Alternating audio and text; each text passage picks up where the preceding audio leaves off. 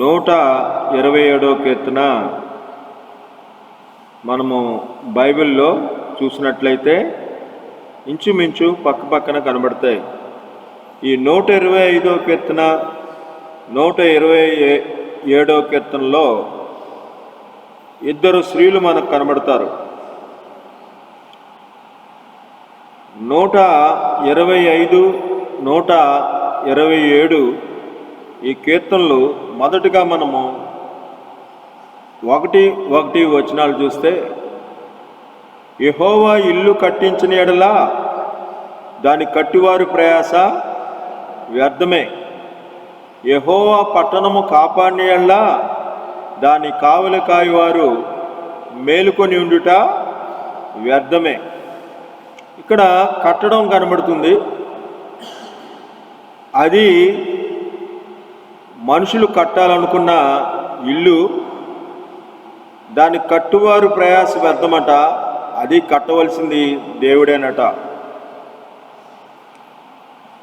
ఇక్కడ కూడా కట్టడం కనబడుతుంది.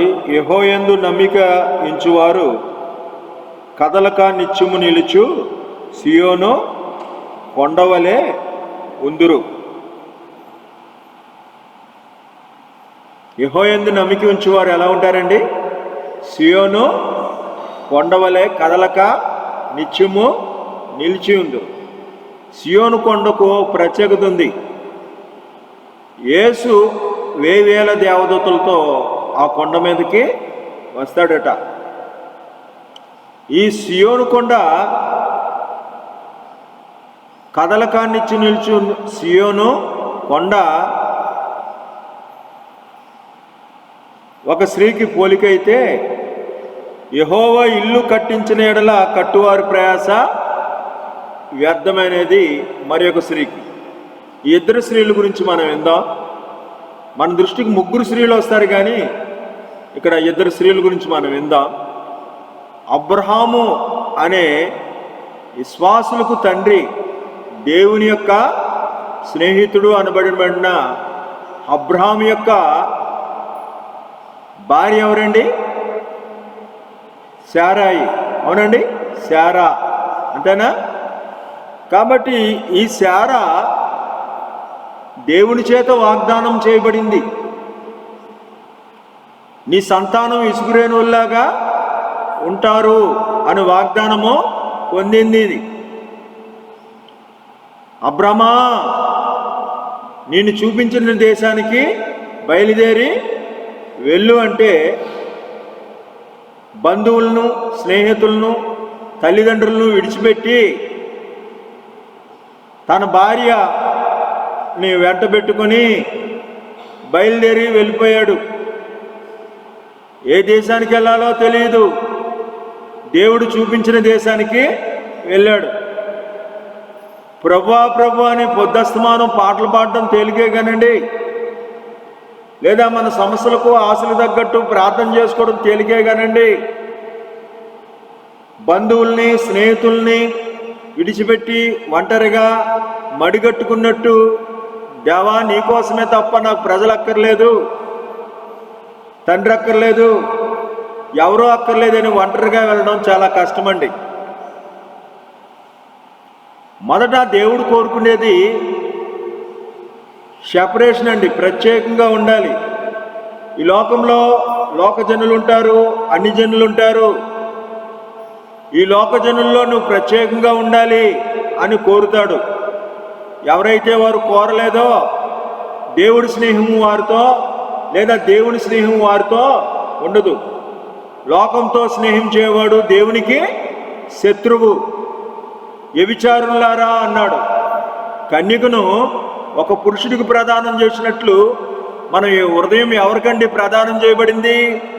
దేవుడికి ప్రదానము చేయబడింది. మరి దేవునికి మనము దశమ సమయంలాగా 2 గంటల 24 నిమిషాలు ఇవ్వాలి. ముందల సెపరేషన్ అవుతే మనకు ఏమండి భక్తి కుదురుద్ది. ఇలా కుదరాలనే మనం చెప్పుకుంటే ఇశ్రాయేల్ ప్రజలు 40 సంవత్సరాలు ఎక్కడున్నారండి? అడవిలో ఉన్నారు. జ్ఞాపం చేసుకోండి. మోషే తన శిక్షణ ఇచ్చినప్పుడు మిద్యాను దేశంలో తరిమివేయబడ్డాడు. మిద్యాను దేశంలో పారిపోయాడు. అక్కడ 40 సంవత్సరాలు ఉన్నాడు. యోసేపు అన్నలో అమ్మేసి తండ్రికి దూరంగా, అన్నలకు దూరంగా ఒక బానిసగా పెరిగాడు. దావీదు అరణ్యంలో 2 సార్లు తరివేయబడ్డాడు. ఈ రకంగా చూసిన అబ్రహామైనా, ఇస్సాకైనా, యాకోబైనా, యాకోబు ఒంటరిగా మిగిలిపోయినని క్లియర్గా ఉంది. దావీదు చెప్తాడు, ఆకాశమందు నువ్వు తప్ప నాకెవరున్నారు, నువ్వు నాకుండగా లోకంలో ఏది అక్కర్లేదు అని చెప్పాడు. మరి ఈ రీతిగా ఉండటానికి మీరు సిద్ధమేనా? సహోదరుడా, సహోదరి, అందరితో కూర్చొని భక్తి అయితే చేస్తున్నావు. కడుపులో నీళ్లు కదలకుండా చల్లగా మనం భక్తి అయితే చేయొచ్చు. నువ్వు ఒంటరిగా సెపరేషన్ అయ్యి నీ బంధువుల్ని, స్నేహితుల్ని నా కోసం విడిచిపెట్టంటే విడిచిపెడతావా? నీ ఊరు విడిచిపెట్టమంటే విడిచిపెడతావా? లోతు భార్యకి, అబ్రహాం బంధువు అయిన లోతు భార్యకి ఒక ఆజ్ఞ ఇచ్చాడు దేవుడు. ఆ రక్షణ ఇచ్చేటప్పుడు, వస్తున్నావు బాగానే ఉంది లోకాస్తో, కానీ వెనక తిరిగి చూడొద్దు అన్నప్పుడు ఎందుకు వెనక్కి చూసింది? ఏమండి, ఎవరైనా పిలిచారా? డబ్బులు ఇస్తా ఉన్నారా? నువ్వు లేకపోతే నేను ఉండలేనంటున్నారా? మరి నువ్వు లేకపోతే నేను ఉండలేనంటే అయ్యో నిన్ను వదులుకోవడం ఏంటి అని వెనక్కి తిరిగి చూడటాను. కొన్ని డబ్బులు ఏమైనా ఇస్తున్నారా? మరి ఎందుకు చూసింది? మనిషికి మమత ఉంటుంది. ఏముంటుంది? మమత ఉంటుంది. ఒక ఉద్యోగస్తుడు వచ్చి 2 సంవత్సరాల నుండి మళ్ళీ అక్కడి నుంచి వెళ్ళాలంటే విడిచిపెట్టలేడు. లేదో పాస్టర్ గారు ఒక చోట వేసి అక్కడ 3 సంవత్సరాల నుండి అక్కడి నుంచి వెళ్ళిపోవాలంటే మమత ఉంటుంది. అవునా? ఆ మమత లోతు భార్య దేవుడి ఆజ్ఞను పట్టించుకోలేదు, దేవదూతలను పట్టించుకోలేదు, భర్త చెప్పినా పట్టించుకోలేదు. ఆ మమతతో హృదయము లాగేసింది. భక్తి అంటే అదండి. ఈ ప్రజలు నోటి మాటతో వస్తున్నారు కానీ హృదయం ఎక్కడుంది? హృదయం దేవుడి కోసం సమర్పణ ఉందా? అబ్రాహాము దేవుని నమ్మెను, అది నీతిగా ఎంచబడి అదండి. కాబట్టి ఇక్కడ చూస్తే అబ్రాహాము దేవుని నమ్మి బయలుదేరి వచ్చాడు. మనం చూస్తుంటాం, కడుపులో నీళ్లు కదలకుండా అక్కడే ఉండి, అక్కడే కబుర్లు చెప్పుకొని, అక్కడే సేవ చేసి దూర ప్రాంతం నుండి వచ్చేవారిని చాలా యాతన పెట్టి, కులస్తులు ఉంటారు, మతస్థులు ఉంటారు, అదే పనికి యాతన. వీళ్ళు తాగుబోతులుగా కూడా ఉంటారు.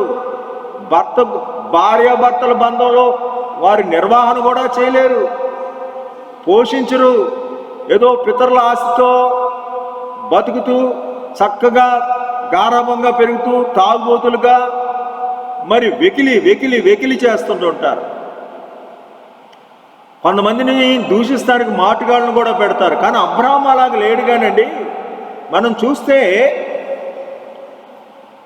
చూస్తే శారమై వాగ్దానం పొంది బయలుదేరి వస్తే 30 సంవత్సరాలైనా పిల్లలు లేరు, ఆలీ లేదు, సూలీ లేదు, కొడుకు పేరు సోమలింగం అని దేవుడు ఇంకో 3-4 సార్లు 30 సంవత్సరాల్లో వాగ్దానాలు అయితే ఇచ్చాడు. పిల్లలు మాత్రమో పుట్ల. అప్పుడు చెప్తుంది భర్తతో, అయ్యా నా గర్భం ఉడికింది, నీకు 90 సంవత్సరాలు దాటిని, మనకు పిల్లలు పుట్టరు. నువ్వేం చేస్తావంటే నా దాసి ఉంది చూసావా ఆగరు, ఈ ఆగరుతో పోయి పిల్లలను కను అని చెప్తే తీసుకొచ్చి బుద్ధిహీనంగా ఆగర్ను కలిపితే ఆగరు అబ్రహాం భార్యలా చక్కగా ఆ గుడారంలోకి వెళ్ళి వారు అన్యోన్యతతో ఆప్యాయతో వారు కలిసి శరీరకంగా ఉన్నప్పుడు ఆగరికి గర్భం వచ్చింది. యజమానురాలు నీచమైందంట. ఆ రోజుల్లో పిల్లలు కలిగితేనే ఘనత. యజమానురాలు నీచంగా ఎంచి యజమానురాలు స్థానాన్ని ఆక్రమించి నీచంగా ఎంచితే శారాకు చాలా కోపమో వచ్చింది. నా ఉసురు నీకు తగులుగాక అంది. ఆయన అంటాడు, అమ్మా నీ భార్య నీ దాసి, నువ్వు చెప్పినట్టే చేశాను అని చెప్పడం జరిగింది. అప్పుడు దేవుడు చెప్తున్నాడు, అన్ని విషయాల్లో హాగరు విషయంలో శారాయి చెప్పినట్టు చేయి. ఎందుకంటే శారాయి చెప్పినట్టే నువ్వు తీసుకున్నావు కాబట్టి ఎవరు చెప్పారు? శారాయి చెప్పినట్టే నువ్వు చేయి అంటే శారాయి చెప్పినట్టే తోలేశారు. మనుషులకు ఏదైనా కలిగితే గర్వం వస్తుందనే ఉదాహరణకు ఆగర్ని ఎప్పుడు జ్ఞాపం చేసుకోవాలి. గర్భం వస్తే గర్వం వచ్చిందంట. అమ్మా గర్భం వస్తే గర్వం వచ్చిందంట. మనం ఎలా ఉంటున్నాము? కొద్దిగా ఏదైనా దేవుడు తలాంతి ఇస్తే గర్విష్ఠులుగా కూడదు. ఉజ్జియా అనే మనుషుడున్నాడు. అతడు స్థిరపడిన తర్వాత గర్వించి చెడిపోయి యాజకులు చేయవలసిన పని తానే చేస్తానని వెళ్ళాడు. 52 సంవత్సరాల పాలన 52 సంవత్సరాల వయసు కాదు. 52 సంవత్సరాలు పరిపాలించి రాజుగా ఉండి 16 ఏట పరిపాలన చేశాడు. అంటే 58, 68 ఏళ్ళు వయసులో 52 ఏళ్ళు పరిపాలించిన రాజుగారు సేవకుడు చేయవలసిన పని చేయడానికి వెళ్ళినప్పుడు దేవుడేం పెట్టాడు? కుష్టి వ్యాధి పెట్టాడు. అక్కడ ఉన్నవాళ్ళు అడ్డుకున్నారు కూడా. మీరు చేయకూడదు అని అడ్డుకుంటే నన్ను అడ్డుకుంటారని కోప్పడ్డాడు. కుష్టి పెట్టాడు. ఆఖరికి గర్వం వచ్చింది. కాబట్టి యజమానురాలు నీచంగా ఎంచింది. మనం ఎలా మాట్లాడుతున్నామో, ఒకప్పుడు ఎలా ఉన్నాము, ఇప్పుడు ఎలా ఉన్నాం. దేవుడిచ్చిన దాన్ని కృతజ్ఞత లేకుండా నా స్థానం పెరిగిందే అని మన స్థానం ఇచ్చిన వాళ్ళని చిన్న చూపు చూసేవారిగా ఉన్నామేమో. శారాయి పిల్లల్ని కనాలని చూసుకుంది. కన్న బిడ్డ ఆ ఇస్మాయిలు తన బిడ్డ కాలేదు. వాళ్ళిద్దరినీ తోలేయవలసి వచ్చింది. వాళ్ళిద్దరితో సంఘటన, ఎక్కడైతే ఈ బిడ్డకి నీళ్ళు లేకుండా ఏడ్చేరి మరి అక్కడ నీటి బొగ్గ పుట్టింది, అది మక్కా అంటారు, ముస్లిం యొక్క కేంద్ర స్థానం. సరే అండి, శారమ్మకు పిల్లలు స్వయంగా తన గర్భాన్ని దేవుడిచ్చాడు. సారా వాళ్ళది సంతానం అవుతుంది కానీ ఆగరు వాళ్ళది సంతానము కాదు అని. కాబట్టి యెహోవా ఇల్లు కట్టించిన యెడల కట్టువారి ప్రయాస వ్యర్థమే. యెహోవా పట్టణం కాపాడిన యెడల దాని కావల కాయవారి మేలుకొని ఉండుట వ్యర్థమే. ఎంత కావల కాసిందో ఆవిడ గర్భిణీ జరిగినప్పుడు. ఆఖరికి గర్భం వచ్చినప్పుడు ఎంత కాపలా కాసిందో. అమ్మో నెల తప్పానన్నప్పుడు ఎంత మురిసిపోయిందో శారమ్మ. నాకే కదా పిల్లలు అనుకుంది. ఏమండి, ప్రయాసపడు వాని వల్లనైనను పొందువాని వల్లనైనను ఏమీ కాదు. కాబట్టి ఆ దాసి కుమారుని అల్లగొట్టారు, తనకేమీ లేకుండా పోయింది. 3వ వచనాలు చూస్తే కుమారులు యెహోవాను గురించి స్వాస్థ్యము, గర్భఫలము ఆయన ఇచ్చు బహుమానమే. స్వాస్థ్యము ఇక్కడ 125వ కీర్తనలో కూడా 3వ వచనం. 1వ వచనాల్లో కట్టడాలు కదలక నిల్చుండు సియోను కొండ, అది దేవుడు కట్టింది, ఈ రోజు వరకు ఉంటుంది, యుగాంతం వరకు ఉంటుంది, యేసయ్య వచ్చే వరకు ఉంటుంది. ఇక్కడ కట్టడము మనుషులు కట్టారు, అది దేవుడు తోడు లేకపోతే కట్టలేరు. మనుషులు చేసింది చాలా అల్పం. నీతిమంతులు పాపము చేయుటకు తమ చేతులు చాపుకున్నట్లు భక్తిలో రాజదండం నీతిమంతుల స్వాస్థ్యం మీద ఉండదు. ఇక్కడ చూస్తే ఈ స్త్రీ, ఇంకో స్త్రీ గురించి చెప్తానన్న కదా అమ్మా, ఇంకో స్త్రీ గురించి చెప్తానన్నగా. ఈ స్త్రీ ఎవరు? ఏమండి, హన్నా పెనిన్నా అనే 2 స్త్రీలు ఉన్నారు. ఈ 2 స్త్రీలు ఎల్కానా యొక్క భార్యలు. హన్నా పెద్ద భార్య, పెనిన్నా చిన్న భార్య. హన్నాకు పిల్లలు లేరు, పెనిన్నాకు పిల్లలు ఉన్నారు. అయినా ప్రేమ ఎప్పుడు పెద్ద భార్య అంటేనే ప్రేమ అంట. అయితే ఏటేటా వారు ఏమండి దేవుని మందిరానికి వెళ్తారట. ఏటేటా వెళ్ళే క్రమంలో వాళ్ళు ప్రయాణమై సాగిపోతుంటే దారిలో ఏమంటారు? సవత, ఏమండి మీ భాషలో ఏమంటారు? యారల్లో అంటారు కదా. ఈవిడ పోరు ఎక్కువైపోయింది. తన పిల్లలు కలిగినందుకు చాలా గర్విష్ఠురాలే. సూటిపోటు మాటలు అంటుంటే చాలా దుఃఖం కలుగుతుంది. పోట్లాడలేదంటండి. మనం అన్నాను చూసి నేర్చుకోవాల్సింది. పోట్లాడదు అన్న. ఈ పోట్లాడకుండా ఉన్న అన్న సరే మందిరానికి వెళ్ళిన తర్వాత ఆ మందిరంలో ప్రవేశించి అక్కడ ఏలి అనే దైవజనుడు ఉన్నాడు. ప్రార్థన చేస్తుంది. ఎలా చేస్తుందో తెలుసండి? పైకి శబ్దం రావట్లేదట, పెదాలు కదులుతున్నాయట, కన్నీళ్ళు టపటపా రాలిపోతున్నాయట. చాలాసేపు నుంచి ప్రార్థన చేస్తుంది. కదలకుండా నిల్చుండి సియోను కొండవలే మోకరించి ప్రార్థన చేస్తుంది. ఎన్నాళ్ళ నుంచో ప్రార్థన చేస్తుంది. ఇప్పుడు మందిరంలో ప్రార్థన చేస్తుంది. ఏటేటా ప్రార్థన చేస్తుంది. అక్కడ సవతిపోరు ఎక్కువ ఉంది. వేధింపు ఏదింపు. ఆవిడతో మాత్రం మాట్లాడలేదు. దేవుడితో మాట్లాడినోరు ప్రజలతో మాట్లాడదట. ఆవిడతో పోట్లాడకుండా నోరెక్కడ తెరుస్తుంది? దేవుడి దగ్గర తెరుస్తుంది. మీరు అడిగినా మీ భోగముల నిమిత్తమే అడుగుతారని మనమైతే అడుగుతాం. అడుగుడి నీకు ఇవ్వబడును, తట్టుడి నీకు తీయబడును, వెదుకుడి దొరుకును అంటే ఈవిడ అడుగుతుంది. చానాల నుంచి అడుగుతుంది. ఇక్కడ అడుగుతుంటే ఏలీ గారు అక్కడ చాలా దుస్థితి పరిస్థితి. ఆయనకి కళ్ళు కనబడవు. ముందుకి వెనక్కి ఊగుతుంది.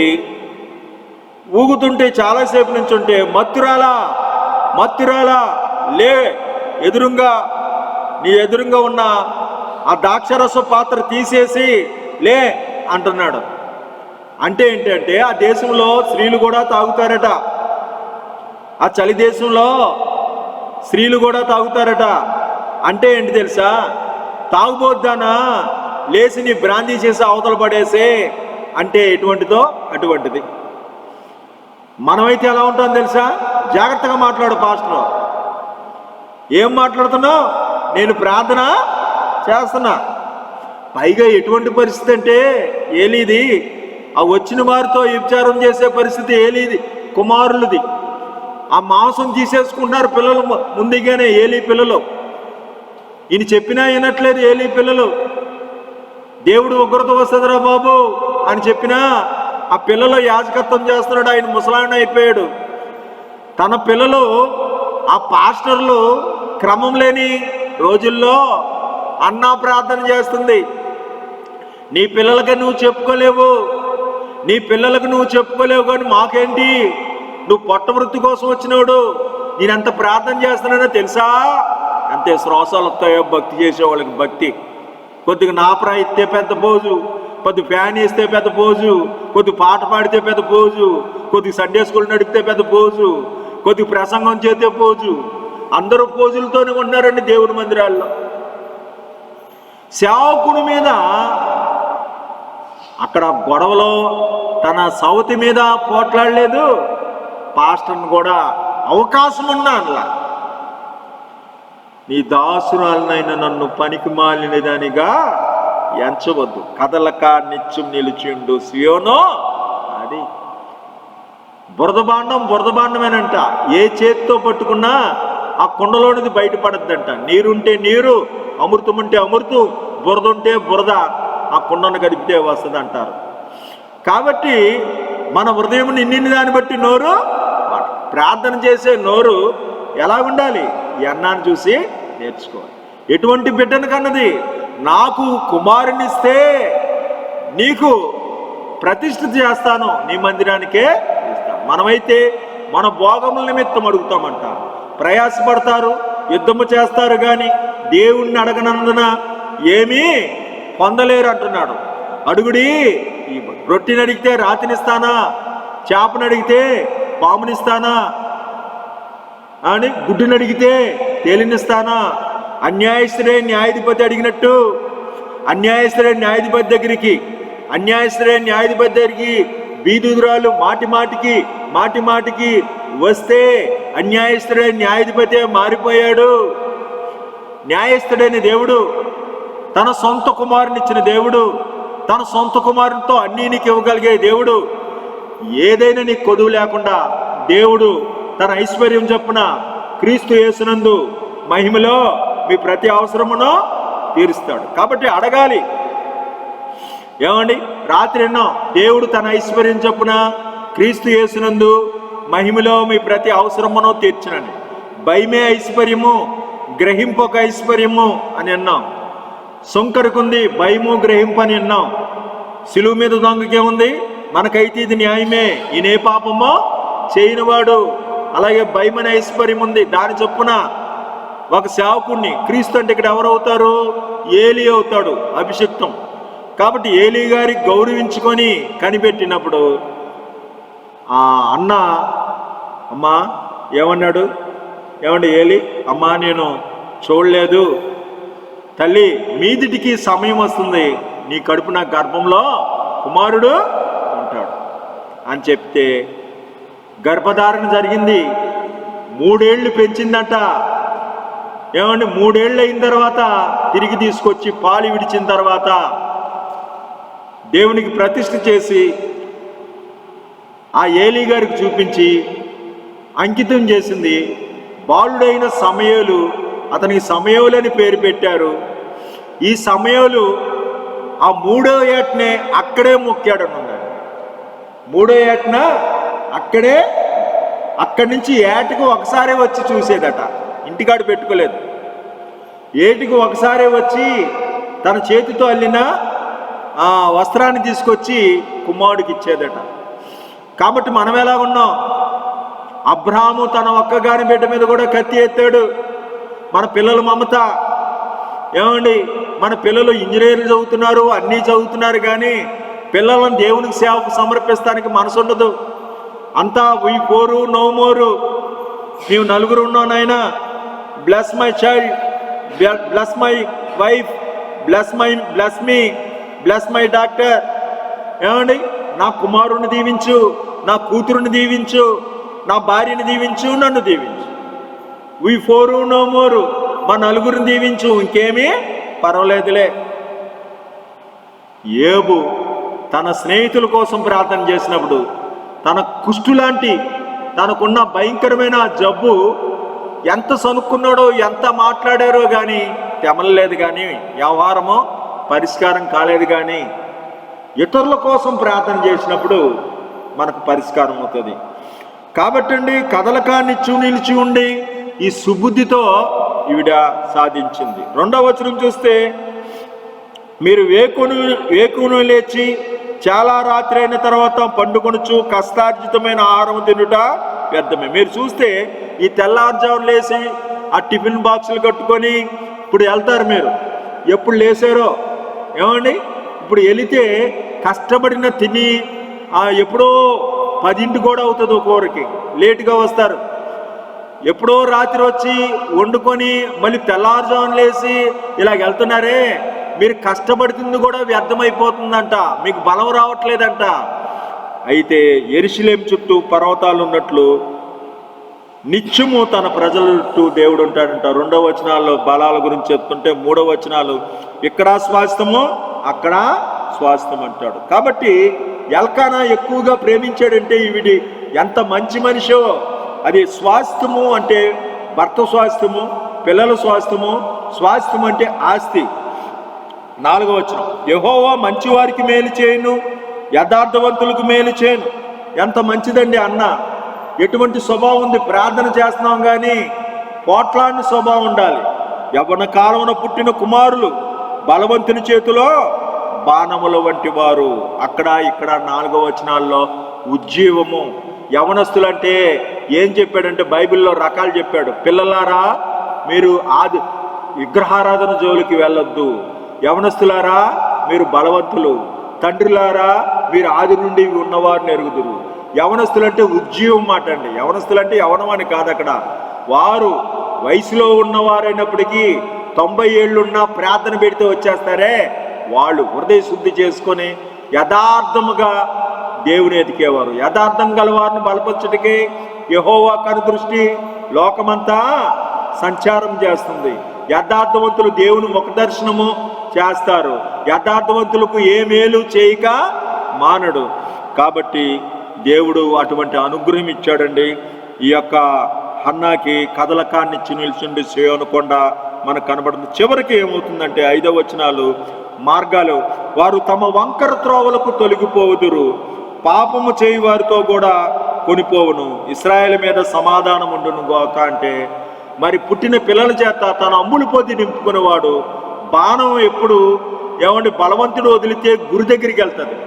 బాణం ఎవరంటే పిల్లలే. అసలు పుట్టినరోజుకి వచ్చిన నీకు చెప్పాలి ఇది. బాణం అంటే నీ పుట్టిన బిడ్డే. బలవంతుడు అయితే గురిదాకా చెవిదాకా లాగి వదిలితే అది గురి దగ్గరికి వెళ్తుంది. ఒకవేళ నీకు చేత కాకపోతే దేవుణ్ణి భయభక్తుల్లో పెంచాలి. బలవంతుడు నువ్వైనా ఉండాలి, లేదా బలవంతుడైన దేవునికి అప్పచెప్పాలి. దేవుని బోధలో దేవుని భయమిస్తే ఆ బిడ్డ పెరుగుతాడు. ఆ ఒక గురి లేకుండా మన పిల్లల్ని పెంచకూడదు. మనం చూసే సీరియల్స్ సినిమాల్లో అరే ఎలా డ్యాన్స్ చేస్తారా, భావన చేసుకుంటావా, చిరంజీవి ఎలా డ్యాన్స్ చేస్తాడో చూపించు, ఈగా చెప్పదు. బలవంతుని చేతిలో బాణం వంటి వాడిగా మరి గురి వద్దకు వెళ్తూ వాటితో తన అంబులు పోతి నింపుకునేవాడు ధన్యుడు. అట్టివారు సిగ్గుపడక తమ విరోధులతో వాదిస్తారు, సిగ్గుపడరట. నేను పిల్లల్ని పెంచి గొప్పవారిని చేస్తుందని వారు నా మీద తిరుగుబాటు చేస్తున్నారు. ఎందుకంటే యేసును వారు హృదయంలో చెక్కట్లా. ఒకనాటి ప్రసవ వేదన చాలదటండి, ఒకనాటి ప్రసవ వేదన చాలదట. ఈ పాయింట్ చాలా మంచిది. పిల్లల్ని కంటారు కానీ జీవితాలు కంటరు. పిల్లలను కంటారు కానీ భక్తులైతే ప్రసవ వేదన పడి, ఇంకా ప్రసవ వేదన పడి, అంటే ప్రార్థన ఉచ్చరింపు సఖ్యంగా ములుగులతో నాయనా ఈ కుమారుని మార్చిన ఆయన, నాయనా ఈ బిడ్డకు మంచి ఉద్యోగం రావాలి, నాయనా ఈ బిడ్డ ఏ గ్రూప్ తీసుకోవాలి, నాయనా ఈ బిడ్డకు సుబుద్ధి దయచేయండి ఆయన అని మూలుగుతూ ఉంటే వారు భవిష్యత్తుకు అంటారు. అనకూడదు కానండి. జంతువులు కనేసినట్టు కనేసి వారు ఏమి తింటున్నారో కూడా తెలియని తాగుబోతులు ఉన్నారు మగబిడ్డలు. ఈ ఆడబిడ్డలు సీరియల్ చూసుకుంటున్నారు తప్ప ప్రసవేదన పడే స్త్రీలు, తెలివిగల స్త్రీలు, రోదన చేయే స్త్రీలు. కాబట్టి వారు భవిష్యత్తు కూడా కనాలి. కాబట్టి వాటితో తన అంబులు పొది నింపుకునేవాడు ధన్యుడు. వంకర త్రోవలకు తొలగిపోవారిని పాపం చేయ వారితో కూడా కొనిపోవను. ఈ 2 అధ్యాయాలు చూసినప్పుడు మనం హన్నాని జ్ఞాపం చేసుకొని నిబ్బరముగా అలా ప్రార్థన చేయడానికి, శారమ్మ అడ్డదారి ప్రయత్నం చేసిన మనకు పిల్లలు కలగలేరు.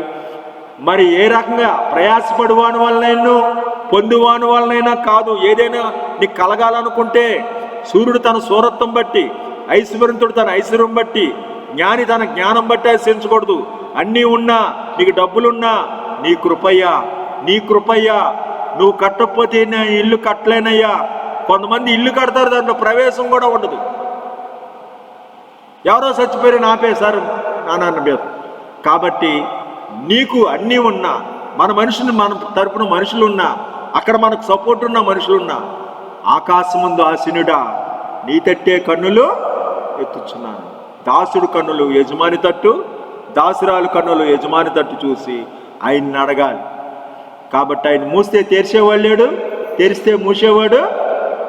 ఆయన అనుగ్రహంతో నీ ఆశీర్వాదం నుండి నా కుటుంబము ఆశీర్వాదం పొందునుగాక అని, నీ సన్నిధిలో నా కుటుంబం నిత్యం ఉన్నట్లు దాన్ని ఆశీర్వదించమని దావీదు కోరాడు. నేను మేల్కొంటినా ఇంకను నీ యొద్దనే ఉన్నాను. ఉదయమున ప్రార్థన సిద్ధం చేసి రాత్రే పడుకునేటప్పుడు ఏమేం చేయాలి అని ఆలోచించి రాసుకొని పొద్దున్న ఉదయమున ప్రార్థన సిద్ధం చేసి కాచి ఉంది. ఏం చేయాలండి? టీ కాసుకోవడం కాదు, చీపురు పట్టి తుడుచుకోవడం, కల్లాపు వేసుకోవడం కాదు. మీరు చాలా ప్రేమతో మందిరానికి వచ్చారు, మీకు శుభం కలుగును గాక. ఇటువంటి అభ్యాసం చాలా మంచిది. యెహోవాను స్తుతించుట మంచిది. ప్రతి ఉదయమున నీ కృపను, ప్రతి రాత్రి నీ విశ్వాసను స్తుతించుట మంచిది. కాబట్టి ఏం జరిగితే మంచిదంటే పట్టికి కట్టుకుంటారు, అది కట్టుకుంటారు, ఇది కట్టుకుంటారు, ముహూర్తాలు చూస్తారు. ఏంటి మంచిది? యెహోవాను స్తుతించుట మంచిది. ప్రతి ఉదయమున నీ కృపను, ప్రతి రాత్రి నీ శ్వాసను స్తుతించుట మంచిది.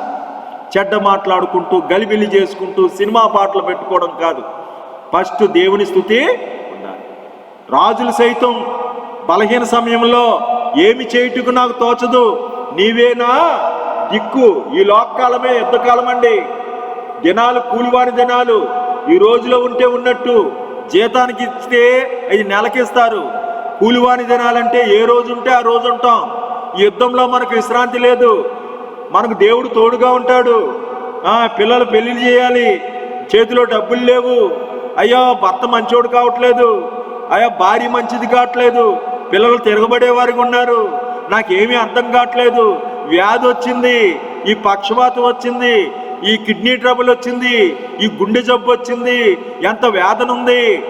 దేవుడు మనకు తోడుగా తీసుకొని ఉదయమున సిద్ధము చేసుకొని దేవుని సన్నిధిలో మన హృదయాన్ని కుమ్మరించుకొని ఆయన శాంతితో, ఆయన పరిశుద్ధాత్మతో, ఆయన అనుగ్రహముతో, ఆయన కనికరంతో మనం ముందుకెళితే ఇశ్రాయేలు సైన్యమునకు ముందు నడిచిన దయ్యం ఎర్ర సముద్రం ఉన్నా, వెనకాతల సైన్యం వస్తున్నా ఊరక నిలిచుండి చూడుడి అంటే ఎర్ర సముద్రము పాయలైపోయింది. భయపడకు, ముందు చూస్తే గొయ్యి, వెనక చూస్తే నుయ్యి అన్న పరిస్థితిలో కూడా ఆశ్చర్యకరమని నీకు సహాయం చేస్తాడు. ఇశ్రాయేలును కాపాడువాడు కొనుకుడు, ఏ తెగులు నీ గుడారమో సమీపించు. అపాయమేమి 360 సార్లు భయపడకము అని చెప్పిన దేవుడు, దిగులు పడకము బలపరుస్తాను, భయపడకము నీకు తోడుగా, నీకు దృష్టి నుంచి ఆలోచన, నిన్నేమాత్రడోను ఎన్నడూ ఎడబాయను. ధనాపేక్ష ఎందుకు, కలిగిన వాటితో తృప్తులై దైవభక్తి విషయంలో సాధకం చేసుకొని ఈ రకంగా దైవానుగ్రహంతో మనం సఫలత అవ్వాలి. ప్రయాసపడి వాని వలనైనను పొందిన వాని వలన పొందాలనుకున్న వాని వలన ఏమీ కాదు. నిబ్బరముతో కనిపెట్టుకో ఉందాం. ప్రార్థన చేసుకుందాం.